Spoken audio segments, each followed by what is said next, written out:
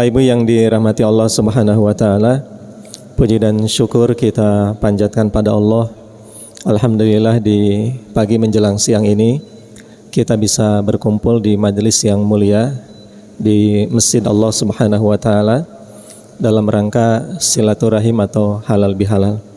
Di suasana Idul Fitri kami ucapkan taqabbalallahu minna wa minkum.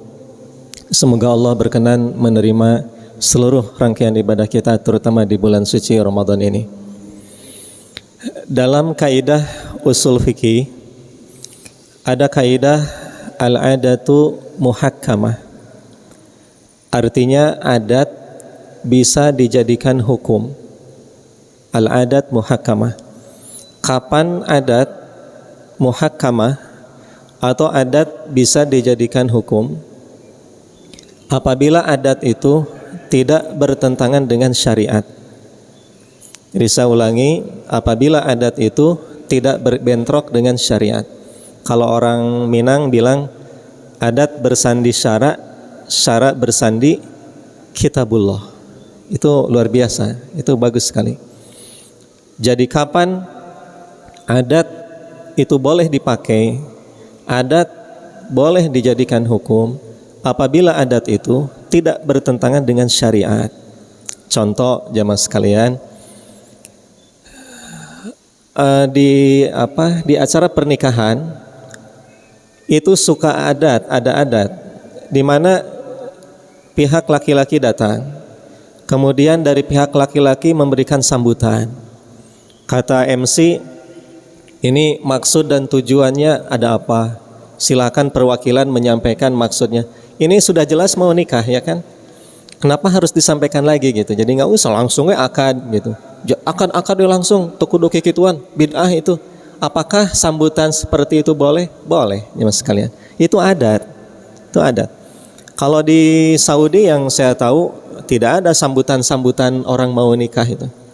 Itu langsung saja akad karena adat mereka di sana dengan di kita berbeda. Bahkan kalau di Betawi itu kan ada pantun segala ya kan. Apakah boleh seperti itu? Mangga, sepanjang tidak bentrok dengan syariat. Begitu jemaah sekalian. Jadi adat itu bisa dipakai jika tidak bertentangan dengan syariat. Al-adatu muhakkamah. Kalau orang Betawi biasanya bawa apa itu? Buaya ya, roti buaya. Apakah boleh? Ya mangga. Cuman jangan diartikan macam-macam aja gitu.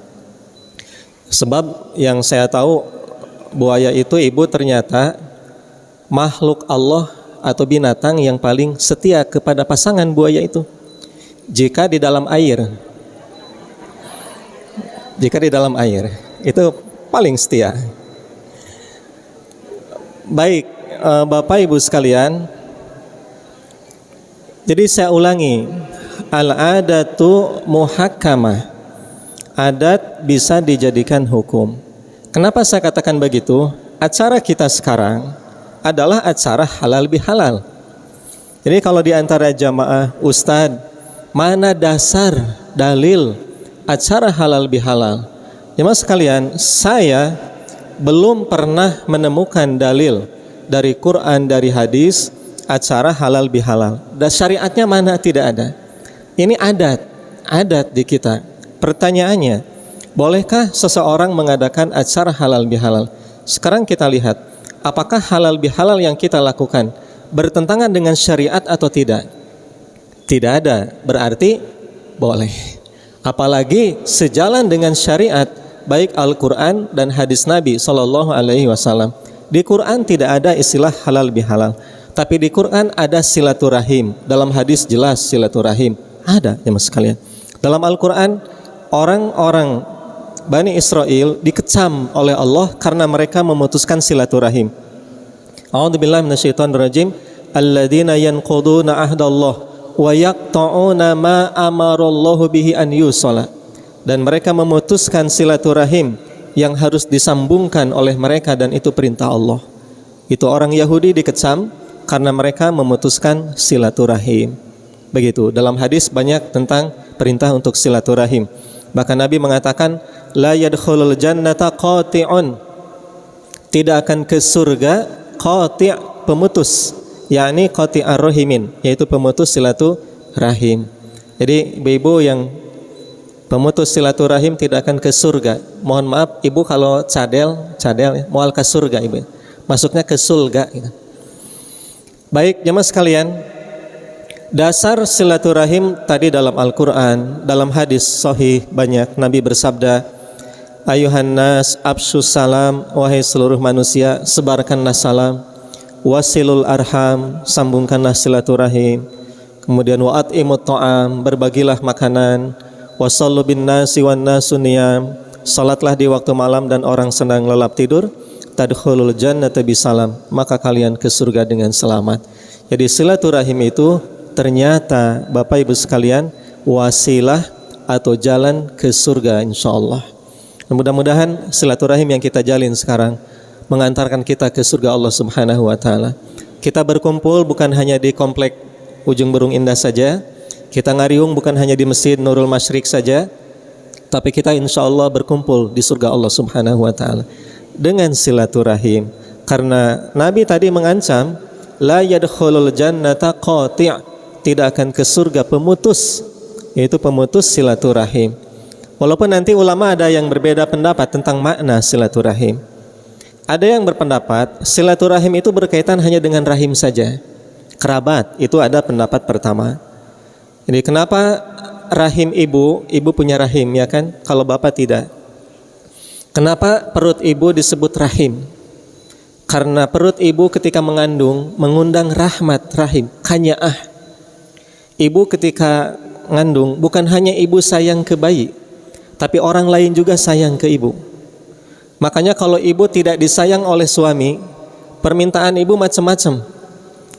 Ada yang pengen bakso tengah malam, baksonya langsung dari Solo, coba. Dan itu tidak bercanda, saya tidak bercanda. Ada orang yang jam 12 malam pengen bakso ke suaminya, tapi langsung di Solo gitu. Coba, itu permintaan saya kira sudah aneh-aneh. Oh nanti kalau tidak diikutin bakal ngacai bayinya. Nah kalau itu nanti kepercayaan yang tidak benar, khurafat itu. Sebetulnya bukan itu, tapi ibu ingin diperhatikan oleh bapak, oleh suami. Ketika ibu ingin macam-macam permohonan ketika hamil. Ada dulu saya tidak akan sebutkan di mana. Ibu ketika hamil pengen apa coba? Pengen nyaba kumis tetangga. Coba, kan itu saya kira permintaan yang aneh. Dan suaminya karena sayang, takut bayinya ngacai, takut dikomunikasikan dengan tetangga. Bapak, mohon maaf, boleh enggak kami meminta sesuatu? Kata tetangga, ada apa ya? Silakan jika bisa saya bantu. Istri saya sedang hamil, pengen nyaba kumis bapak. Kata si, oh gitu, mangga saja, mangga. Tapi setelah itu ibunya malu, langsung nggak mau ketemu lagi. Gitu. Itu mas sebetulnya istri itu ingin diperhatikan oleh suami. Jadi ketika ibu hamil, Bapak Ibu sekalian, ada kadedeh. Ketika anak ibu lahir, semua orang menyimpan kasih sayang, ya kan? Berawal lahir, dirawat, dipangku, dipeluk, dicium anak itu. Tidak ada yang benci ibu pamanya ke anak, tah ieu bapak nu ngariweuhkeun mamah 8 bulan teh antep ku sararea ayeuna geus kaluar. Keun sena mandi sorang teu aya ya. Bahkan ibu rela tidak tidur, tidak makan agar anak tidur dan makan, ya kan? Agar anak sehat. Tapi Bapak Ibu sekalian, kasih sayang itu secara fitrah dan sunnatullah itu berkurang. Cucu kita, anak kita masih kecil, loncat-loncat di meja, dikeprokan atau daku akina, eta incu pinter, mamah tingali bisa nganclok dina meja, pinter eta budak, kan keren gitu. Anak tidur, bangun, makan, tidur, ayahnya akina dah seneng atuh, incu tehnya sehat, mamah tingali sare makan, tidur, makan, seneng gitu. Teman saya anaknya baru bisa motong hordeng sama gunting TK, dikeprokan ku bapana, mamah itu budak motorikna jalan, geus bisa ngurut eta spray, ngurut eta hordeng ku gunting, disurahkan ku akina ku bapana, sebab sayangnya. Tapi jamaah sekalian, lama-lama kasih sayang itu bakal pudar. Coba anak kita 2 tahun pagaweana makan tidur main, makan tidur main, seneng nggak ibu? Seneng. 20 tahun kitu pagaweanana kumaha? Dahar sare ulin dan spray di guntingan kumaha? Wah, meureun tadi talapungannya. Ieu budak teh nanaonan ieu teh piraku eta hordeng di guntingan. Kalau 20 tahun, kalau 30 tahun, kalau sudah menikah misah jemaah sekalian. Sudah menikah beda rumah, beda tempat tinggal. Ada yang di Bandung, ada yang di Surabaya, ada yang di Jakarta. Incu misah, ya kan? Aki nini sono ka incu. Nah, maka jemaah sekalian, Allah mensyariatkan silaturahim agar kanyaah itu tidak boleh putus dengan anak, tidak boleh putus dengan cucu, tidak boleh putus dengan bibi, tidak boleh putus dengan alo, tidak boleh putus dengan emang. Maka ada syariat silaturahim. Dari situ ulama mengatakan sebetulnya makna silaturahim hanya berkaitan dengan rahim saja atau kerabat. Begitu. Jadi dengan orang lain bukan silaturahim. Berkunjung maknanya ziarah. Itu pendapat yang pertama. Tapi ada pendapat yang kedua, Bapak Ibu sekalian. Silaturahim itu umum. Kenapa dikatakan umum? Karena Islam agama rahmatan lil alamin. Islam agama rahmat lil alamin. Agama kanyaah, agama kadedeh. Jangankan kepada sesama manusia, sama hamba Allah, kepada binatang saja Islam mengajarkan kita nyaah, mengajarkan kita dedeh ka binatang saja. Kalau ibu di rumah punya kucing, bapak di rumah punya ikan akuarium, setiap makanan minuman yang ibu bapak berikan kepada ikan dan kucing kita jadi sedekah insyaallah. Jadi sedekah, jadi kebaikan. Fi kulli kadbi rabbatin sedekah. Kata Nabi, di setiap makhluk yang bernyawa ada sedekah. Bahkan Nabi mengancam. Kata Nabi, hudibat imra'atun fi hirrah. Ada seorang wanita masuk neraka disiksa karena seekor kucing. Habasatha, kucing itu dikurung. La hiya at'amatha wala saqatha. Tidak dikasih makan, tidak dikasih minum. Wala tatrukha ta'kulu min khasyasatil ard. Dan tidak dibiarkan nyari makan sendiri. Hatta matat, sehingga kucing itu mati. Hiya finnar, dia di neraka. Kata sahabat, hiya tusalli wa tasum ya Rasulullah. Bukankah dia salat dan saum ya Rasul? Kata Nabi, hiya finnar, hiya finnar. Dia di neraka, dia di neraka. Tidak punya pri kekucingan saja masuk neraka. Apalagi tidak punya pri kemanusiaan. Ada orang yang menolong anjing. Anjing itu yalhasus saro, mengeluarkan lidahnya karena dia kehausan.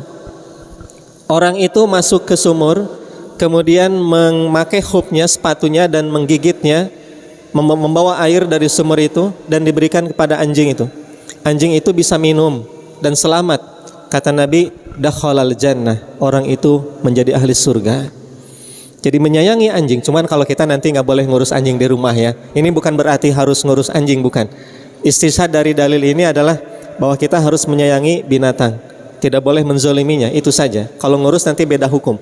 Kalau bapak senang anjing, ngurus anjing di rumah, ini menurut syariat, malaikat rahmat tidak akan masuk. Dan pahala bapak setiap hari 1 qirot berkurang. 1 qirot sebesar gunung Uhud. Kecuali anjing penjaga. Kecuali anjing penjaga, maksudnya penjaga kebun, nanti penjaga hewan gitu. Kalau jaga rumah saya kira tidak ada dalil. Ada jamaah saya di BKR, dia cerita, Pak Ustadz, saya punya anjing, harganya 50 juta diimpor dari Jerman untuk jaga rumah. Tapi kata dia, besoknya anjing saya dicuri. Ternyata maling tahu itu anjing bagus. Anjingnya dicuri langsung, cuman semalam katanya di rumah, anjingnya dipaok ke maling. Anjing tahu itu, maling tahu kalau itu anjing mahal gitu ya. Jadi saya tidak menganjurkan rumah kita dijaga oleh anjing. Takut seperti tadi, apalagi takut dengan ancaman Nabi SAW. 1 qirot berkurang pahala kita, dan malaikat rahmat tidak akan masuk rumah yang ada anjing di situ.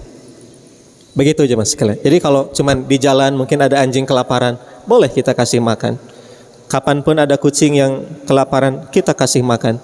Maka yang kita berikan kepada binatang itu jadi sedekah buat kita. Begitu, fi kulli kadbi ratbatin sedekah. Baik mas sekalian. Jadi silaturahim ada 2 pendapat.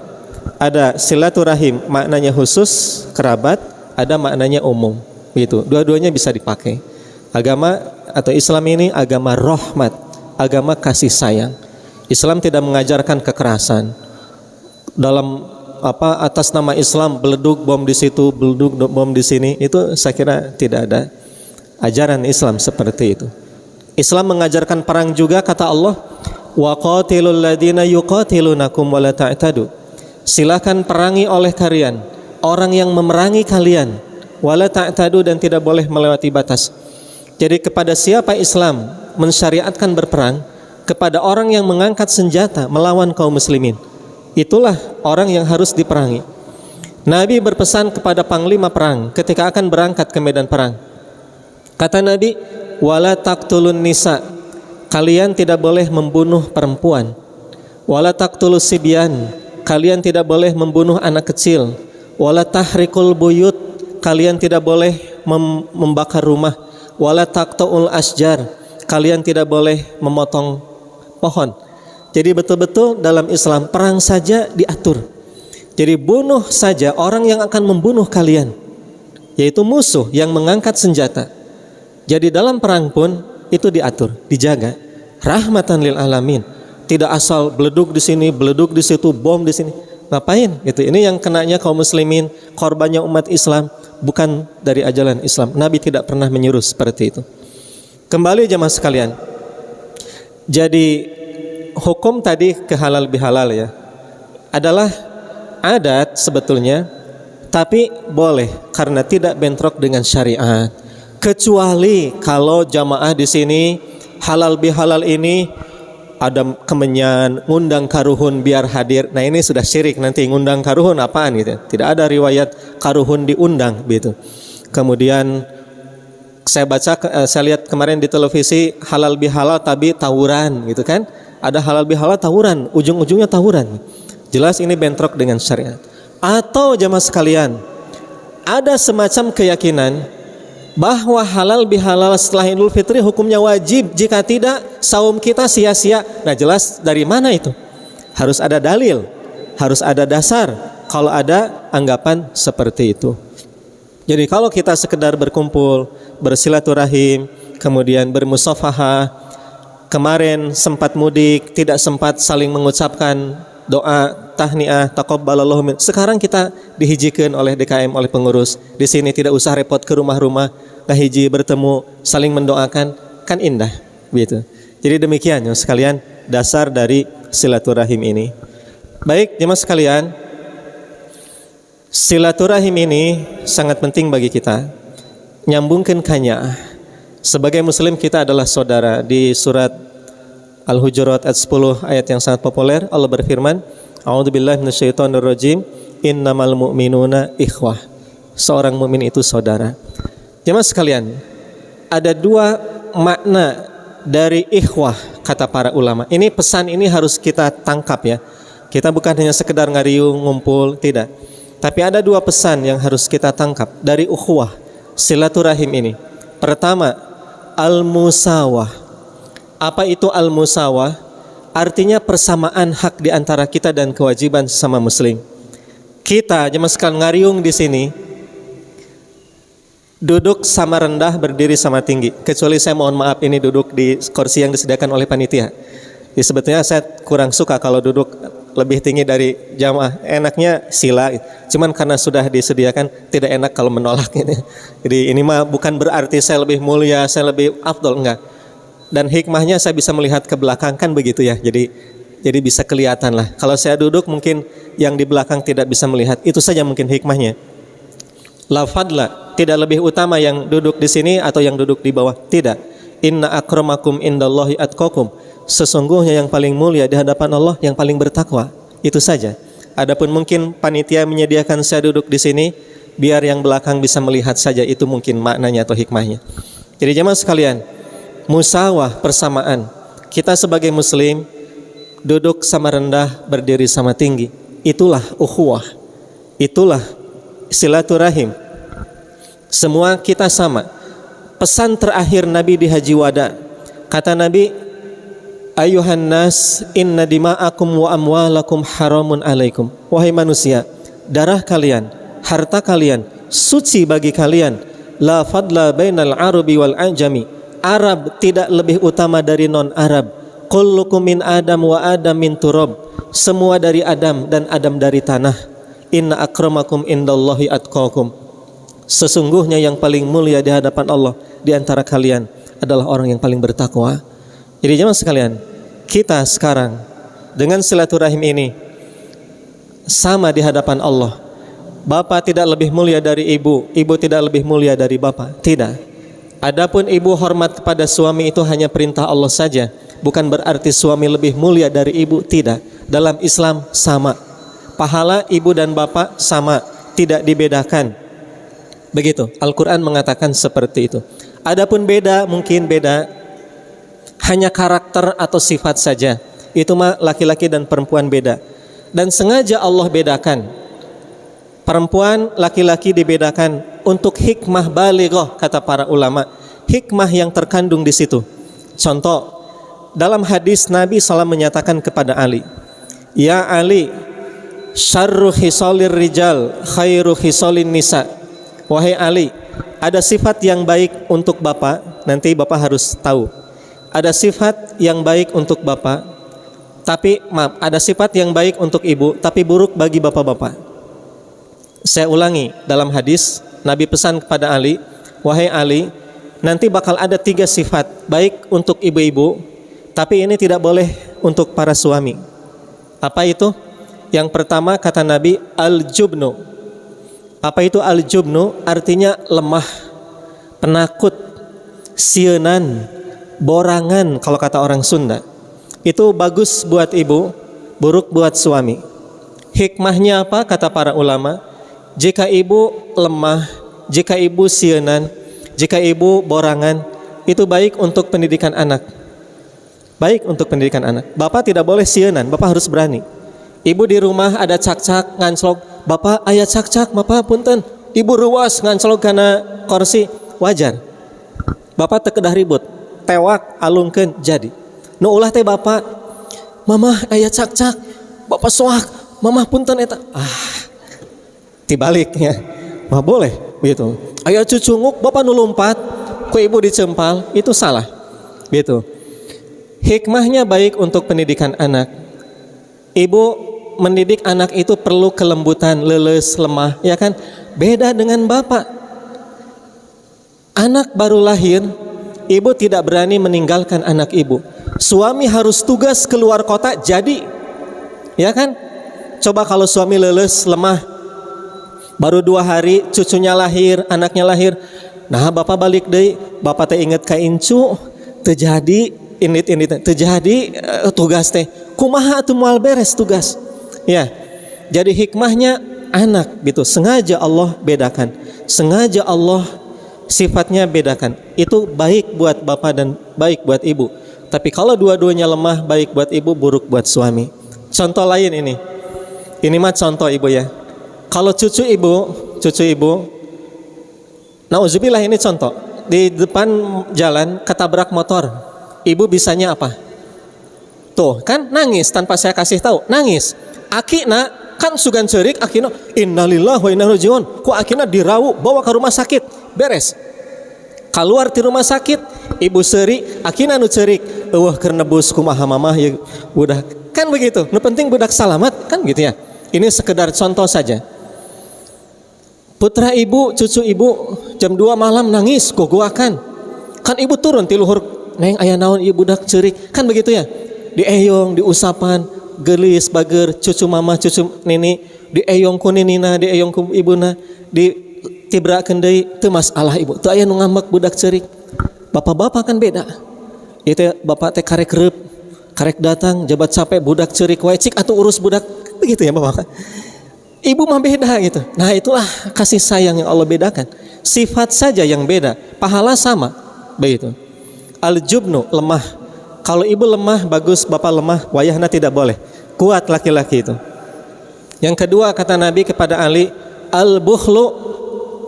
Al-bukhl itu pelit. Kalau ibu pelit, bagus ibu. Kenapa ibu pelit bagus? Sebab ibu bakal bisa menjaga harta titipan suami. Ulah kieu dikasih resiko sabulaneun 2 minggu saeb ka mana mamah teu saeb disodakohkeun ku mamah kabeh. Pahala bapak bekal akhirat bapak. Sodakoh ulah ibu. aya porsina nanti sodako, aya porsina nanti untuk resiko dapur. Ya, boleh sodako tapi tidak boleh berlebihan. Ibu pelit, bagus, harta suami terjaga. Tapi kalau suami pelit, tidak boleh. Nggak boleh. Mama resiko tah 5.000 5 poin. Tak apal nanon, bapak mah pokoknya kudu segala aya kasida. Gitu.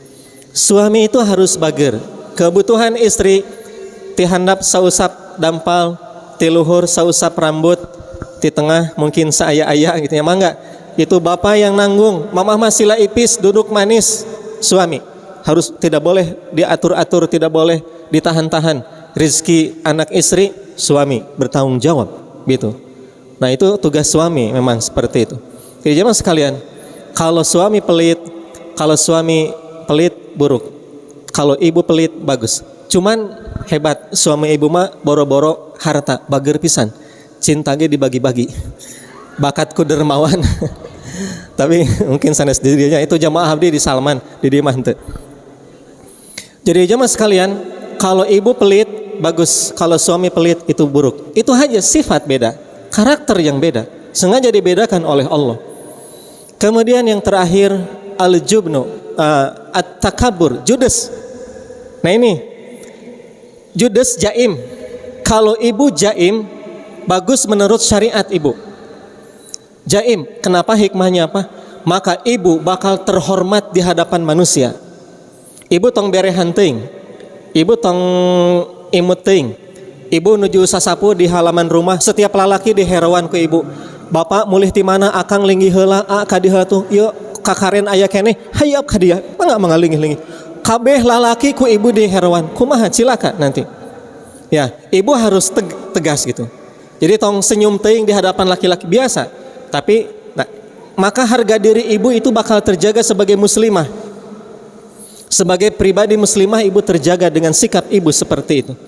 Tapi ibu, kalau suami judes, nah ini suami bapak-bapak baeud, baketut, tarasuri, polotot kaman. Nah itu jangan. Suami harus smile, laki-laki harus apa? Linggih heula tuh, Kang ti mana? Imut. Kalau ibu dengan bapak nanti jalan, bapak baeud wae, tegur ke ibu. Bapak senyumlah untuk semua orang, tapi hatimu jangan. Hadis riwayat Ikke Nurjanah itu mah ya. Gitu.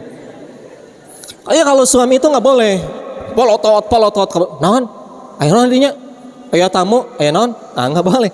Pak linggih hatul mangga senyum. Itulah ajaran agama gitu. Tabassumu kali akhika shadaqah, senyummu kepada saudaramu sedekah.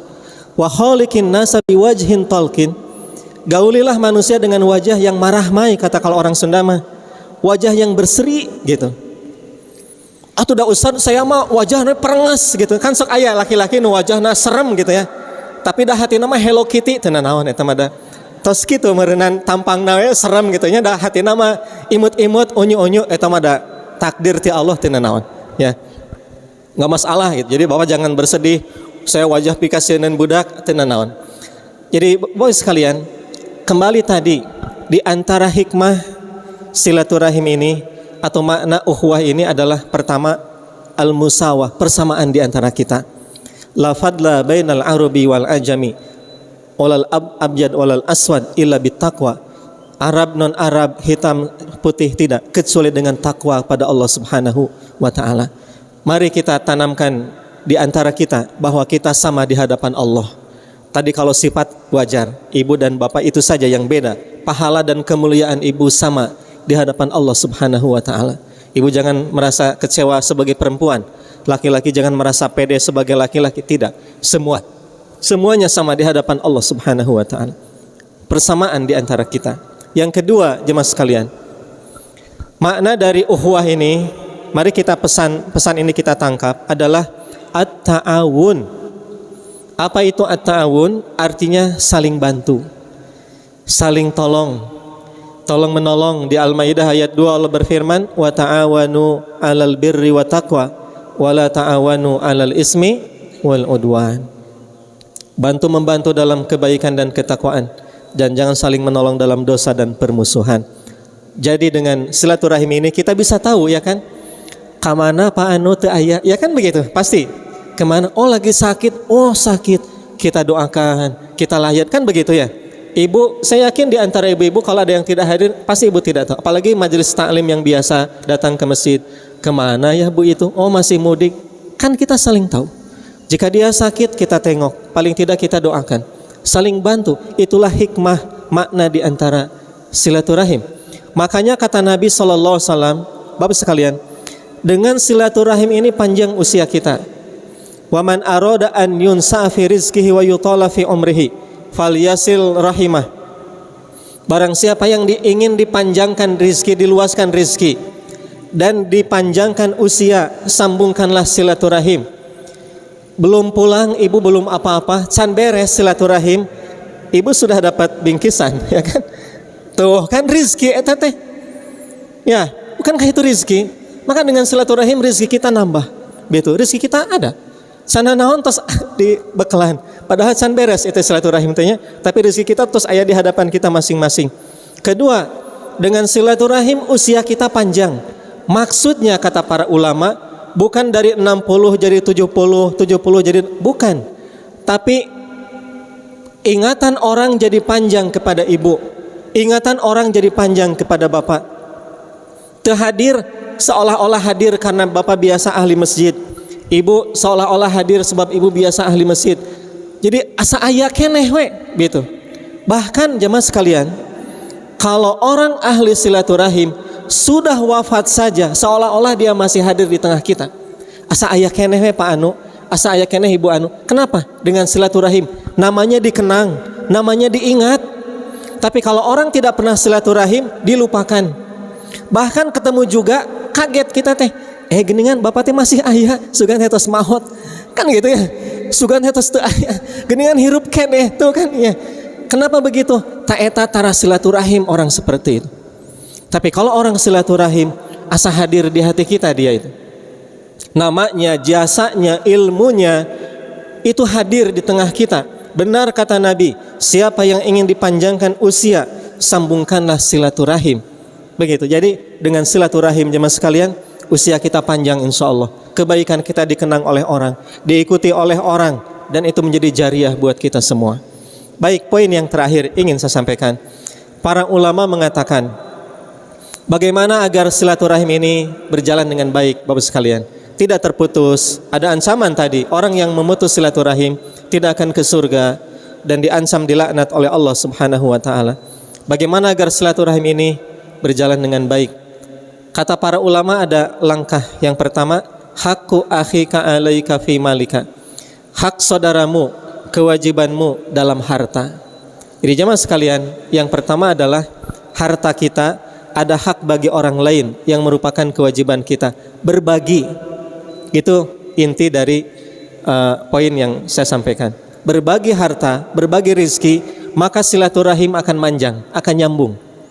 Kemarin lebaran bagi-bagi uang ke anak cucu, ke keponakan saudara, itu silaturahim. Dan dengan demikian aya kanyaah ti alo ke emangna ya kan.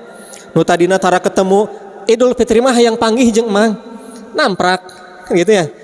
Pengen panggih gitu jeung aki jeung nini, pengen panggih jeung keponakan. Bagi, itulah silaturahim, berbagi. Maka dengan berbagi ini, jemaah sekalian, kanyaah itu bakal nyambung. Kata Nabi, tahadu tahabu. Berbagilah kalian, maka kalian akan saling menyayangi. Maka berbagilah kita, jemaah sekalian. Kalau ada rezeki, ada makanan lebih, ada rezeki, berbagi dengan tetangga, dengan siapapun kerabat, dengan orang tua, dengan walaupun ibu mampu, saya yakin ibu mampu. Tapi ada yang ngirim makanan, ibu seneng enggak? Seneng. Nah itulah kanyaah. Itulah kanyaah. Orang datang dari luar negeri, bapak jalan-jalan dari luar negeri, tepiranya cuman gantungan kunci. Kernaon gantungan kunci. Ketika dikasih ke kita, alhamdulillah. Waduh, ku inget nage ta eta. Jangan dilihat gantungan kunci atau tumis ya datang ke rumah kita. Tapi lihat hati yang mengiringinya. Nah itu yang harus kita lihat. Ulah kieu dikirim tumis, atau ieu mah nu kieu mah urang ge aya kan gitu. Tapi hati yang mengiringinya itu yang luar biasa. Padahal da moal dituang ke urang ge. Tapi kan kita teh seneng dikirim. Ya. Tepira gantungan atau nu kieu mah urang ge bisa meuli jauh-jauh ti Singapura gantungan kunci geura coba Bapak mere nu kieu. bukan begitu. Tapi kanyaahna, kaemutna, begitu. Nah itulah yang membuat kanyaah itu timbul, jemaah sekalian. Tahadu tahabu, berbagilah kalian, kalian akan saling menyayangi. Jadi mari kita budayakan saling mengirim dengan tetangga. Mari kita budayakan berbagi dengan tetangga. Kalau dulu saya waktu di kampung, lebaran itu, rantang itu jalan. Ya. Bahkan tumis kentang yang kita kirim balik deui ke rumah. Nguriling. Kayak itu da asa kenal ya. Itu kentang da asa nuti urang teh ieu mah da beda keuretanana kan. Batur makan ngeureuh teh ku peso, kita makan sama alat potong itu yang rege-rege itu ya. Kayak ieu mah kentang nuti urang teh ieu mah. Rasana gitu nya. Ternyata balik deui gitu dikurilingkeun. Tapi itu Bapak Ibu sekalian, makna dan hikmah itu sangat dalam. Ya. Ada orang yang bangun rumah di kampung semuanya gotong royong. Ada orang yang sakit semuanya ngalayan. Bahkan di kampung itu saking masih kuat rasa kanyaah. Di kampung saya maklum orang kampung ya, maklum di lembur, nggak mungkin kurang wawasannya kurang paham atau bagaimana. Covid dilayat. Kunaon panas tiris batuk covid eta teh dilalayat ku salembur da teu naon sarehat teh. Tapi kan di kita mah coba ada yang covid diisolasi tapi di lembur saking tidak tahunya dan saking kuatnya rasa saudara mereka covid saja dilayat gitu. Subhanallah dirariung sakit segitunya gitu orang itu. Ya itu mah terlepas dari nanti Pak Dokter yang bicara itu mungkin beda. Tapi itulah di kampung seperti itu.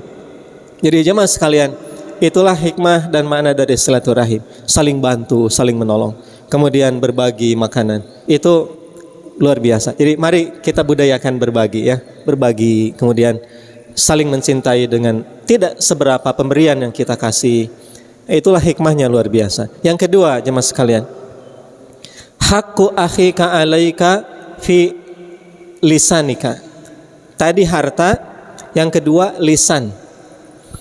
Saling menjaga lisan, jemaah sekalian. Nanti dalam ucapan itu ada yang diharamkan, ada yang dibolehkan, ada yang diwajibkan. Berzikir pada Allah itu wajib. Ngobrol yang tidak bermanfaat itu makruh. Ngobrol yang madarat itu haram. Kan begitu ya? Kita bicara tidak asal bicara, ngobrol tidak asal ngobrol. Hati-hati lisan kita. Lisan kita itu dihitung. Jadi ucapan kita ada hisaban di hadapan Allah Subhanahu wa taala. Hati-hati kalau kita ngobrol, kita bicara, kita berbincang, itu ada hisab di hadapan Allah. Apalagi kita ngobrol itu nyepet ke orang, nyelekit ke orang, bahasa anak muda julid gitu ya. Julid ke orang, sinis ke orang, itu hati-hati jemaah sekalian. Lisan kita itu diperhitungkan di hadapan Allah Subhanahu wa taala. Qaulun ma'rufun kata Allah, ucapan yang baik, khairun min shadaqah, lebih baik dari sedekah. Jadi ucapan yang baik itu lebih baik dari sedekah. Yatba'uha aza, yang sedekahnya diikuti dengan menyakiti orang. Jadi ternyata lisan yang baik lebih baik dari sedekah yang menyinggung perasaan orang. Pentingnya lisan jemaah sekalian. Jadi mari kita jaga lisan kita, apalagi seusia kita. Sudah sensitif ibunya beda dengan kita dulu waktu muda ya. Ibu bapak seusia kita malah sudah sensitif ya. Baru aduh ibu Ramadan teh menilangsing dan ngajetetet atuh da pundung tengah masjid. Bapak mamah di itu di sindiran tuh ku mama di itu. Cenah mamah langsung pada gendut tuh. Disebut aduh ibu meni gendut komo dikitukeun mah. Wah beuki baeud deh gitu. Jadi kudu kumaha atuh eta lisan kedah hati-hati. Karek ibu asal langsing nyeri hate atuh langsung disindir, nyeri hate mama. Disebut gendut komo ah. Ya jamaah sekalian, demikian lisan itu hati-hati ya, bahaya. Agar silaturahim ini berjalan dengan baik, mari kita saling menjaga lisan kita. Apa salahnya kita memuji orang? Apa salahnya kita menyanjung orang? Kita dalam bicara itu, apa itu ngikut gitu ucapan dia diiringi kemana dia maunya. Biar enak dia bicara, biar enak dia ngomong. Kan indah gitu ya. Indah, masalah benar atau tidak, itu urusan dia dengan Allah saja lah. Kita mah iya gitu. Kan itu nyaman dengan orang. Gitu jemaah sekalian. Jadi mari kita budayakan bicara yang enak dengan sama agar orang itu nyaman ngobrol dengan kita. Begitu. Tong jujur teuing ibu ka suami ya. Boleh da ngabohong asal suami seneng, boleh. Boleh dalam agama juga. Jujur teuing bapak, nah bapak teh nama asa hideung. ulah gitu tanya nya eta ge hideungan ulah eta omat kade bapak nah bapak teh nanti asa ulah ibunya ngabohong we bapak teh suami mawah pangkasepna saalam dunia bohong eta teh ibu tapi boleh itu boleh ucapan ibu atau suami ke istri agar silaturahim jalan agar kanyaah jalan itu boleh ya. Bapak pagi-pagi bikin nasi goreng jaba bawangna atah kene endogna atah jaba uyahna loba teuing mama bapak nasi goreng spesial kata ibu subhanallah bapak ieu mah terenak saalam dunia nasi goreng teh puji ibu jangan nanaonan itu nasi goreng teh boga rarasaan teu bapak teh obong geus kolot tak ulah kitu ibu nikmat bapak ngan teu ngarti si bapak teh isuk nyieun deui mama nu ka eta mah kadah rada jujur sakedik gitu ya. Bisi hayu unggal poe eta nasi goreng silakan. Bahaya. Baik jemaah sekalian, jadi dengan lisan boleh ngabohong, boleh. Asal suami istri untuk ngareketkeun hubungan. Tapi kalau ngabohong jadi dosa, ngabohong itu mah nanti hati-hati. Ngabohong jadi masalah. Contoh ini punten ya, mohon maaf nih. Bapak pemanya poligami kemudian ngabohong bukan masalah poligaminya tapi ngabohongnya itu yang enggak boleh. Kalau sudah nggak bohong nanti lain cerita. Kalau poligami mungkin syariat membolehkan dengan ketentuan-ketentuan itu ya. Ada syarat yang berat untuk poligami ini boleh tapi dengan syarat ketentuan berlaku. Nggak bohongnya itu yang nggak boleh. Seperti itu. Tapi kalau saya pernah ditanya oleh jamaah di pengajian, Pak Ustad heula atuh contohan gitu ya. Pak Ustad poligami jamaah kabur ngararambo ka Ustad. Kadang-kadang suka begitu. Tapi kalau ada jamaah yang nanya ke saya, kalau Pak Budi Hataat itu mau poligami enggak gitu ya, kan itu pertanyaan jamaah yang kadang-kadang suka ada. Begini Pak, ini bukan buat ibu ya, cerita buat para bapak. Ini sedikit saya menyimpang, mohon maaf ya. Ini mah dongeng lah sedikit, biar nggak ngantuk. Jawabnya dengan dongeng saja. Kalau Budi Hataat poligami enggak? Jawabnya dongeng. Gini Pak, dulu di hutan ada harimau ibu, bapak, harimau gagah perkasa mau poligami. Namanya juga dongeng tong anggap teuing. Harimau mainkan poligami gitu. Ternyata ketika harimau ingin poligami, aya ucing nyamperkeun, ucing nate rarempo nya gagaleongan, caludi, pokoknya mau budug gitunya. Ucing nate ripuh gitu. Ucing nate rarempo gagaleongan. Ucing nyarita ka harimau. Cek ucing, "Yi, nyebut nanti ayi coba eta ucing ke harimau nyebut ayi." "Yi, bener ayi teh rek poligami?" Ruwas tuh harimau teh. Saha di dinya? Naon wani-wani nyebut saya nanya gitu. Kata ucing, "Kieu yi, sabenerna akang oge." Nah akang kan eta si ucing tanya. "Akang oge baheula teh awak teh siga ayi kitu. Gagah, perkasa, jag-jag, sorang ngagerem kitu tah. Sakitu akang ge baheula teh. Ngan saprak akang poligami, nah jadi kieu awak akang teruksa." Eta mah harimau ngahuleng. Tah kitu Pak. Ini saya bukan tidak mau. Ingat karena dongeng eta, teu jadi. Moal jadi pelajaran eta sieun siga ucing. Jadi sekarang bapak-bapak gagah perkasa seperti ini kade itu nitip abdi mangga bari poligami bisa siga ucing tong nyalahkeun abdi gitu mah. Kitu unggul. Mangga lah. Survei membuktikan, teu percaya pek cobaan. Aya nanaon tong nyalahkeun kitu we aya mah resikona tanggung sendiri gitu saja. Oh itu Rasulullah para sahabat poligami atuh tong disarwakeun urang jeung Rasul para sahabat. Siapa mereka saroleh hari urang saha gitu nya. Eta bade nekat mangga. Bilih jadi ucing tanggung sendiri resikonya. Itu saja. Lisan, kembali tadi ke lisan ya. Jadi jemaah sekalian mari kita jaga lisan kita ya agar silaturahim ini terjaga dengan baik. Yang ketiga, haqqu akhika 'alaika fi qalbika. Hak saudaramu dalam kewajibanmu fi qalbika di hatimu, hati. Jemaah sekalian maksudnya apa kata para ulama? Mari kita saling memaafkan sesama kita tanpa harus dipinta. Saling memaafkan. Tos lah. Namanya juga manusia tempat luput dan dosa. Namanya juga orang lain ada khilaf. Udah. Celak putih, celak herang, bersih jalan sasapuan, teu aya gantar kakaitan. Itulah makna Idul Fitri dan yang harus kita jaga. Jadi walaupun orang sekarang ini teu hadir ya, ada acara masih mudik, sakit, Mau dihampura ada datang silaturahim jelema eta mah enggak kan. Auto dimaafkan oleh kita. Siapapun yang punya salah pada kita, udah teu aya masalah dengan kita. Saling memaafkan. Maka kanyaah itu pasti bakal ada sama kita. Jamaah sekalian, mari kita saling memaafkan sama kita. Karena Rasulullah mencontohkan seperti itu. Dengan akhlak seperti itu banyak orang masuk Islam. Dengan akhlak seperti itu banyak orang yang menjadi muslim, dimaafkan oleh Nabi sallallahu alaihi wasallam. Dan yang terakhir, haqqu akhika 'alaika an tastura uyubahu. Hak saudaramu, kewajibanmu ditutup aibnya, auratnya ditutup. Kata Nabi dalam hadis, man satara musliman satarahullahu fid dunya wal akhirah. Barang siapa yang menutup aib seorang muslim, maka aib dia akan ditutup oleh Allah di dunia dan kelak di hari kiamat. Jemaah sekalian, di era medsos seperti ini, saya pesan, saya titip pada jamaah sekalian, jangan sekali-kali memposting aib orang lain, aurat orang lain, kesalahan orang lain, keburukan orang lain. Cukup kita yang tahu, udah. Apa manfaatnya kalau kita sebar? Apa hikmahnya kalau kita sebar? Membuka aib orang, Allah akan membuka aib kita di dunia maupun kelak di yaumul qiyamah. Orang salah salat, biarkan saja, antara dia dengan Allah saja. Kalau mau ingatkan oleh kita dia, nggak usah disebar ke orang dia salah salat, ngapain? Udah, aib dia tutup oleh kita. Kita akan ditutup aib kita oleh Allah Subhanahu wa taala. Tidak boleh kita menyebar aib orang lain, sekalian. Ya, apalagi itu fitnah nanti tidak benar ternyata. Oh, sudah disebar aib dia salah salat. Bukan dia.